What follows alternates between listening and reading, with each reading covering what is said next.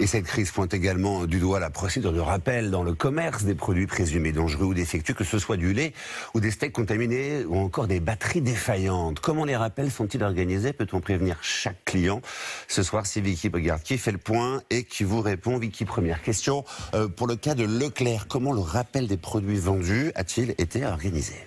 Eh bien Xavier, tous les clients ont été comptabilisés à partir des tickets de caisse. On l'a vu, ils sont 782. Et ce matin, seulement la moitié d'entre eux avaient été appelés. Certains ont été retrouvés à partir des informations de leur carte de fidélité. D'autres qui avaient payé par carte bleue ont été prévenus via leur banque. Et des parents se sont aussi présentés eux-mêmes en magasin après avoir été informés par les médias. Mais certains ont sans doute payé en espèces et sans carte de fidélité. Il est donc évidemment difficile de les retrouver. Alors on vient de le voir, tous les clients ne peuvent donc pas être prévenus en cas de rappel. Non, lors d'un rappel, seulement 20 à 30% des produits seraient finalement rendus. Il faut savoir que chaque mois, des dizaines de références alimentaires ou non d'ailleurs sont en fait retirées de la vente. Ces rappels se font à la demande de la répression des fraudes, la DGCCRF, ou à la demande du fabricant lui-même.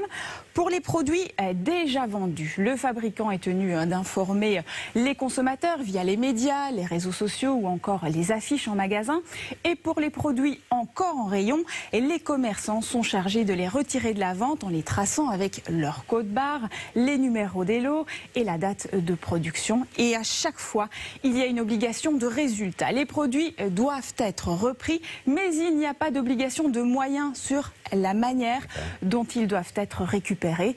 Ces rappels sont donc souvent jugés trop discrets, voire inefficaces par les associations de consommateurs, d'autant plus que la DGCCRF ne peut pas vérifier dans tous les magasins si les produits ont bien été retirés. Naturellement. Alors, est-ce qu'il existe dans tout ça un site ou une application qui recensant tous les produits rappelés?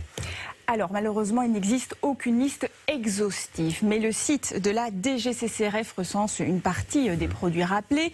Les associations de consommateurs comme 60 millions de consommateurs ou l'UFC Que Choisir ont aussi leur propre liste. Ce mois de janvier, c'est un ordinateur avec une batterie défectueuse ou encore une voiture qui risque d'avoir une mauvaise tenue de route qui sont épinglés. Et enfin, il y a l'application ou le site Oula.